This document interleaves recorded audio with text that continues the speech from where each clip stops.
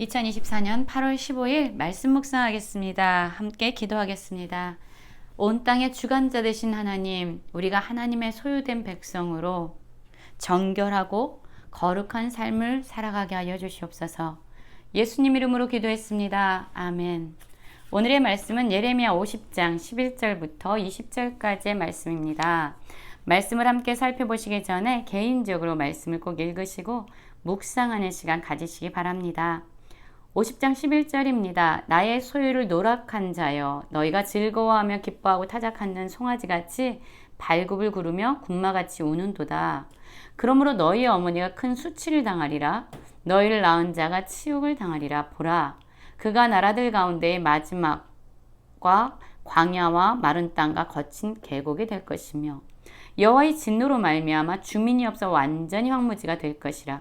바벨론을 지나가는 자마다 그 모든 재난에 놀라며 단식하리로다 라는 말씀으로 시작하고 있습니다. 오늘의 말씀은 하나님께서 지금까지 이스라엘 백성들, 남유다 백성들의 죄를 심판하시는 도구로, 또한 이스라엘 주변의 모든 열강들을 심판하시는 도구로 사용했던 바벨론을 향한 심판이 선포되어지고 있습니다. 바벨론은 당시에 가장 강력한 나라였습니다. 멸망당하지 않을 것 같은 강력한 군사와 힘을 가지고 있는 나라였어요. 그런데 이 나라를 향해서 하나님은 심판하시고 징계하실 것이다 라고 말씀하고 있어요. 그 나라가 수치를 당하고 치욕을 당하고 그리고 황무지로 변화될 것이다.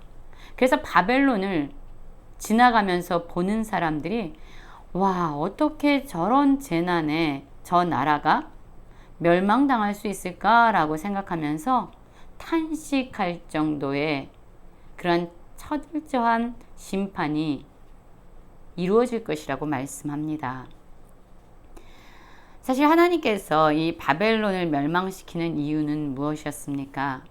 하나님께서 바벨론을 통해서 유다 백성을 심판하시는 도구로 사용하셨지만 이 바벨론이란 나라는요, 하나님의 백성, 이스라엘 백성들, 남유다 백성들을 하나님이 계획하신 그 정도보다 훨씬 더 가혹하고 훨씬 더 잔인하게 그들을 짓밟고 수탈했습니다. 하나님의 징계의 도구로 사용되었지만 바벨론 이 나라는 도가 지나치게 유다 백성들을 압제하고 학대했던 겁니다. 그래서 하나님은 지금 이 바벨론을 향해서 심판을 예고하십니다. 14절부터 보면 이렇게 말씀하죠.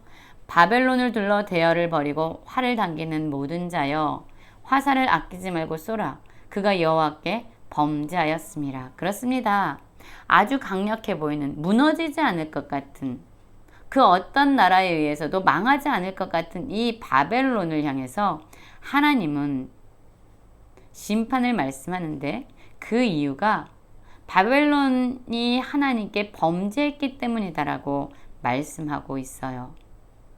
그래서 이제 그 땅은 고함을 지르다가 항복하고 무너지고 허물어지고 그들이 행한 대로 하나님께서 갚으시는 그러한 심판을 당하게 될 것이다 라고 말씀하고 있어요. 그들의 멸망은 이는 이렇게 말하는데, 여호와께서 그가 행한 대로 그에게 내리시는 보복이라. 그가 행한 대로 그에게 갚으시는도다. 그렇습니다. 하나님은 우리를 징계하시고 우리를 심판하실 때에 그 기준이 있지요. 그것이 뭐죠? 우리가 행한 대로, 그가 행한 대로 보복하시고 갚으신다라고 말씀하고 있는 겁니다. 여러분, 우리가 우리의 죄에 눈이 가리워져서 우리가 어떠한 삶을 살고 있는지 모를 때가 많습니다. 그런데 우리의 모든 것을 감찰하시고 보시는 분이 있어요. 설령 우리는 우리의 죄를 깨닫지도 못하고 생각하지도 못하지만, 기억조차 하지 못하지만 그 모든 것을 보시고 판단하시고 계수하시는 분이 있습니다. 그리고 우리의 행함을 따라 그대로 갚으시는 하나님의 징계가 있죠.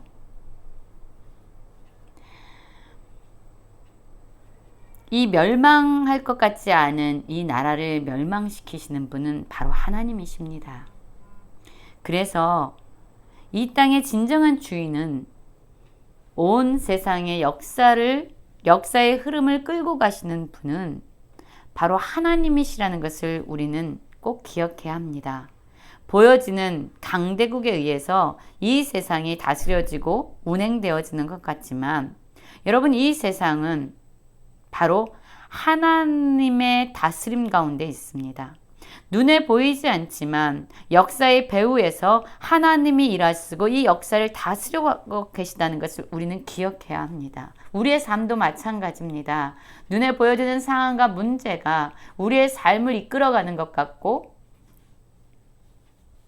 우리의 삶에 강력한 영향을 미치고 있는 것 같지만, 그래서 우리의 삶이 결정되어지는 것 같지만, 여러분, 눈에 보이지 않지만 살아계신 하나님이 우리의 삶을 움직이시고 다스리시는 주관자가 되시고 주인이 된다는 것을 우리는 기억해야 합니다. 그래서 모든 상황 가운데서, 보여지는 이 환경 가운데서도 보이지 않는 하나님의 손길을 찾아가는 우리 모두가 되어야 합니다. 여러분이 바벨론을 심판하심으로 말미암아 하나님께서 행하시는 일이 있습니다. 목적하시는 일이 있어요. 그것은 바로 17절부터 나오는데요. 이스라엘은 흩어진 양이라 사자들이 그를 따르도다. 처음에는 아수르 왕이 먹었고 다음에는 바벨론의 느부갓네살 왕이 그의 뼈를 꺾었도다.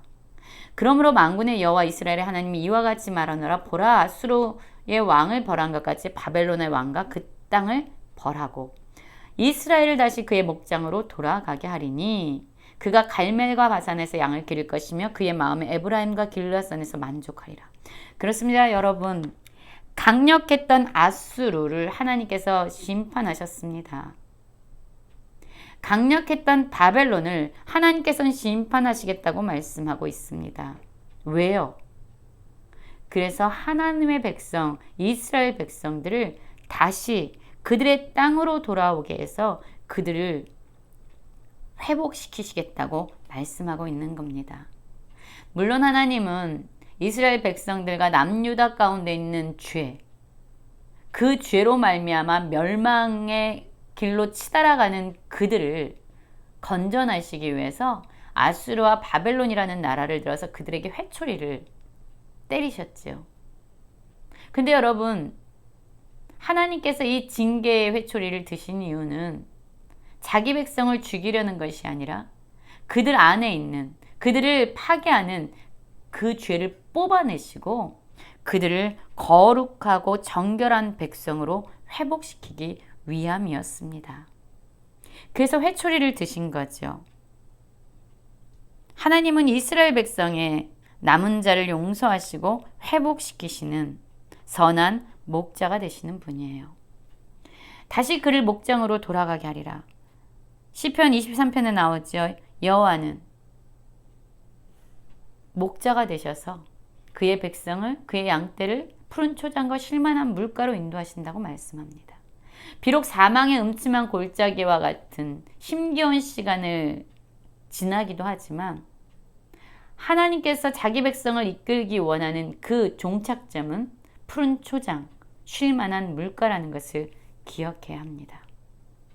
그래서 이러한 과정을 통해서 하나님은 이스라엘 백성들, 남유다 백성들을 회복시키시고 그들을 용서하십니다. 20절에는 이렇게 말합니다. 여호와의 말씀이라. 그날 그때에는 이스라엘의 죄악을 찾을지라도 없겠고 유다의 죄를 찾을지라도 찾아내지 못하리니 이는 내가 남긴 자를 용서할 것입니다.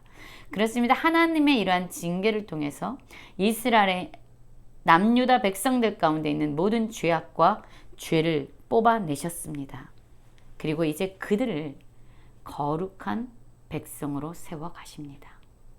우리의 삶의 주인 되신, 우리의 삶의 주관자 되신 하나님 손에 붙들려서 우리 역시 하나님이 인도하시는 쉴만한 물가와 푸른 초장에 거하는 모든 성도님들 되시길 간절히 기도합니다.